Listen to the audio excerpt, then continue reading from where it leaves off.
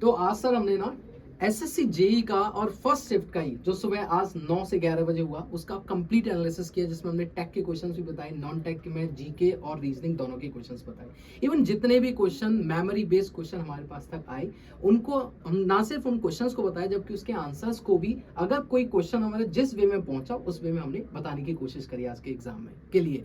अब यहाँ पे बात आती है सर कि आज का एग्जाम एक्चुअली किस लेवल का था, एक तो हमारे टीचर पॉइंट ऑफ व्यू से और दूसरा स्टूडेंट पॉइंट ऑफ व्यू से। तो सर कैसा रहा आज का? सर दोनों पॉइंट ऑफ व्यू से ऑलमोस्ट चीजें सेम ही थी। हर साल जैसा होता है इस बार कोई नया सरप्राइज देखने को नहीं मिला। इजी टू मॉडरेट लेवल का पेपर था।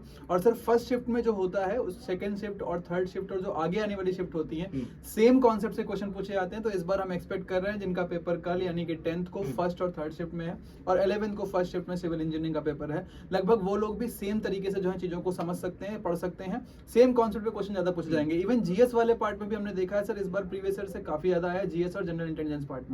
पीवाईक्यू का कुछ यहाँ पे हमने देखा है कि काफी अच्छा जो है रिपीटेड वेटेज रहा है। तो यशवंत सर पीवाईक्यू का कैसा रहा है? पीवाईक्यू बिल्कुल सर, जिस बच्चे ने पीवाईक्यू अटेम्प्ट की है लास्ट ईयर के, मतलब जितने भी हमारे पास लास्ट 10 इयर्स की पीवाईक्यूज को भी अगर कर लिया है, उनके कॉन्सेप्ट्स को अच्छे तरीके से रिवाइज कर लिया है, तो यहाँ पर पेपर में 50 to 55% क्वेश्चंस को बहुत इजीली अटेम्प्ट कर पा रहे हैं। उसके अलावा भी अगर किसी ने एजेई के एग्जाम्स के दूसरे क्वेश्चंस भी हैं जो फॉर एग्जांपल अगर अदर स्टेट एजेई एग्जाम जो होते हैं हमारे पास, उसके अगर प्रीवियस ईयर क्वेश्चन भी लगा लिए हैं तब वो मोर देन 70 to 80% पेपर को अटेम्प्ट कर सकता है बहुत अच्छी तरीके से। कुछ भी ऐसा अनऑर्थोडॉक्स क्वेश्चन नहीं देखने को मिला, कोई भी ऐसा अनकन्वेंशनल क्वेश्चन नहीं देखने को मिला। जो आप जनरली प्लान कर सकते हो वैसे ही क्वेश्चन सीबीटी 1 में जो प्रीलिम्स में एसएससी में आते रहे वैसे ही क्वेश्चन आपको देखने को मिले। लेकिन कुछ स्टूडेंट्स को ये पेपर फिर भी सर मॉडरेट से थोड़ा टफ की ओर लग रहा था। रीजन ये था कि उनको टाइम ज्यादा लग रहा था रीजनिंग वाले पार्ट के अंदर या जीके वाले पार्ट के अंदर। तो अगर जो स्टूडेंट हमारे पास नॉन टेक को टारगेट करके जा रहे हैं, जो नॉन टेक के अप्रोच से जाते हैं, उनको हमारा फॉर एग्जांपल जीके या रीजनिंग के अप्रोच से जा रहे हैं, तो उनको नेक्स्ट शिफ्ट के अंदर थोड़ा सा केयरफुल रहने की जरूरत है क्योंकि टाइम टेकिंग प्रोसेस हो सकता है आपके पास। रीजनिंग के कुछ क्वेश्चन ऐसे हो सकते हैं जो टाइम लगाएं,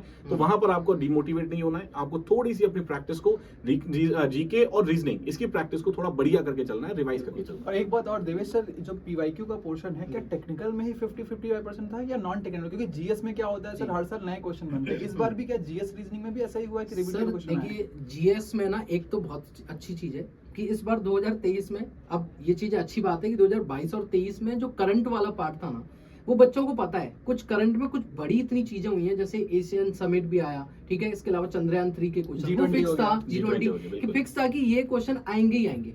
तो वहां से क्वेश्चन बने, अगर किसी बच्चे ने थोड़ा सा स्मार्ट माइंड यूज किया तो वहां से क्वेश्चन बन गया और हो सकता है आगे की शिफ्ट में भी क्वेश्चन वहां से पूछे जाएंगे। और बात रही कि पीवाईक्यूज की, तो पीवाईक्यू में सर जीएस वाले पार्ट में भी रिवाइज होते हैं। अगर देखेंगे क्या होता है एसएससी जेई वाला जो पेपर्स होते हैं ना उनके अंदर क्या होता है एसएससी के और जो एग्जाम्स होते हैं जैसे सीजीएल वाला एग्जाम है, अदर जो एग्जाम्स होते हैं वहां से भी कुछ पीवाईक्यू उठा लिए जाते हैं। तो अगर किसी बच्चे ने, जैसा हमने कई सारे सेशन में बताया, अगर एसएससी सीजीएल का पीवाईक्यू भी आपने देखा है एक बार, तो वहां से भी काफी सारे क्वेश्चन से रिपीट हो जाते हैं। डिपार्टमेंट सेम है, एजेंसीज ऑलमोस्ट सेम होती हैं, तो वहां से भी क्वेश्चन बने हैं। अब एक और मेन पॉइंट ये है सर, कल जो बच्चा पेपर देगा अब वो अपनी किताबों खगालना चालू कर देगा कि पीवाईक्यू आया भाई कहाँ से कैसे पढ़े। तो एक्चुअली में ना उसको ये नहीं करना है।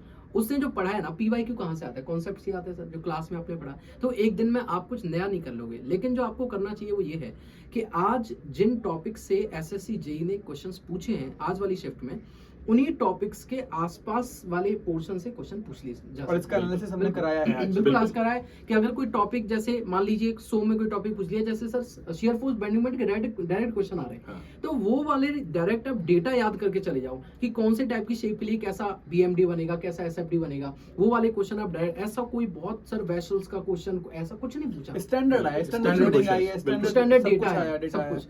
तो आप स्टैंडर्ड डेटा को अच्छे से याद रखो। ये शायद उन्होंने सर अब नेक्स्ट जो सीबीटी 2 होगा उसके लिए भी तो कुछ छोड़ना है हमको। 3 नंबर के क्वेश्चन में फिर देंगे क्या, उनके लिए अच्छे क्वेश्चंस वो देंगे। बिल्कुल। तो सर इसके साथ साथ ही मुझे लगता है कि जो अब आने वाली शिफ्ट में स्टूडेंट्स हैं उनको थोड़ा सा अब क्या करना चाहिए, उनको पता है कि सब्जेक्ट वाइज वेटेज कितना आ रहा है, ठीक है। फॉर एग्जांपल इस आज अगर देखा जाए तो बीएमसी, आरसीसी, सॉइल सर्वे, इन ये जो सब्जेक्ट हमारे पास होते हैं ये हाईली वेटेड सब्जेक्ट रहे, हमेशा से रहते हैं, इस बार भी रहे। तो जो आने वाली शिफ्ट के अंदर है, तो जो स्टूडेंट जिन्होंने अभी तक इन सब्जेक्ट्स का फॉर एग्जांपल रिवीजन नहीं किया, तो स्पेसिफिकली इनको थोड़ा सा फोकस कर सकते हो लास्ट मोमेंट के अंदर, ताकि आपके जो एक्यूरेसी के चांसेस बढ़ जाएं। एनालिसिस का मतलब यही है कि पिछली जो गलतियां उससे सीखना है आपको और आगे उसको परफॉर्म बढ़िया तरीके से करना है। उन गलतियों को सीख कर आपको कोई वो गलतियां नहीं करनी है जो आज की शिफ्ट में बच्चों ने करी होगी, ठीक है। तो आई होप आपको आज का एनालिसिस भी बहुत बढ़िया लगा होगा और जो एडवाइस आपको दी गई है नेक्स्ट इस शिफ्ट के अंदर जो स्टूडेंट्स हैं उनको भी बहुत अच्छी एडवाइस आज मिली होगी कि वो किस तरह से अपने पेपर को अप्रोच कर सकते हैं। और सर कल वाली जो आपका शिफ्ट रहेंगी उनका भी एनालिसिस आपको हमारे बिल्कुल। YouTube चैनल पर ही जैसे आज दिया गया था वैसे ही दिया जाएगा, तो वहां आप आके जरूर देखिएगा कि आपने कितने क्वेश्चन अटेम्प्ट किए और बताइएगा भी, आपके क्रॉस चेक भी कर सकते हैं कौन से क्वेश्चन आपके सही हुए कौन से गलत हुए, इनको सारी चीजों को हम लोग देखेंगे। तो मिलेंगे हम लोग। और एक चीज और सर बोलना चाहूंगा, बहुत इंपॉर्टेंट चीज बोलना चाहूंगा एट द लास्ट, कि बहुत सारे बच्चों का 10 second, 15 second, 30 seconds, 1 minute late centre पे पहुंचने की बिल्कुल वजह सर, से बिल्कुल। पेपर देने नहीं दिया गया। एक पूरे साल की मेहनत खराब हो गई है। तो इससे बिल्कुल। आप लोग सीख लें, आपका जो भी सेशन है इसमें रिपोर्टिंग टाइम से भी काफी पहले पहुंचे, पहली चीज। बिल्कुल। और एक और चीज हुई है सर कि बहुत लोगों का जो फेस है वो उनकी आईडी से मैच नहीं किया। तो जो भी आईडी आपने दे रखी है फॉर्म भरते समय, या जो भी आईडी आप लेके जा रहे हैं, उस आईडी में आपका एटलीस्ट क्लियर प्रिंट हो, क्लियर चीजें हो। अगर मान लीजिए क्लियर प्रिंट नहीं भी है तो आप चीजों को जो है पहले से एडवांस में अच्छे से बिल्कुल। प्रिंट करा के ले जाएं। कई बार क्या होता है सर, पुरानी आईडी होती है, प्रिंट सही क्लियर नहीं होता, तो एक बिल्कुल फ्रेश लेके जाएं आप, ताकि ये जो आईडी मैचिंग वाला है या फिर लेट होने वाला ना हो पाए। पूरा साल बर्बाद होने से बेटर ये है कि आप समय रहते हुए पहुंच जाएं और अपनी आईडी सही से लेके बिल्कुल जाएं। सर, बिल्कुल। ठीक है, मिलेंगे फिर कल सुबह जल्दी से हम लोग। All the best guys, thank you.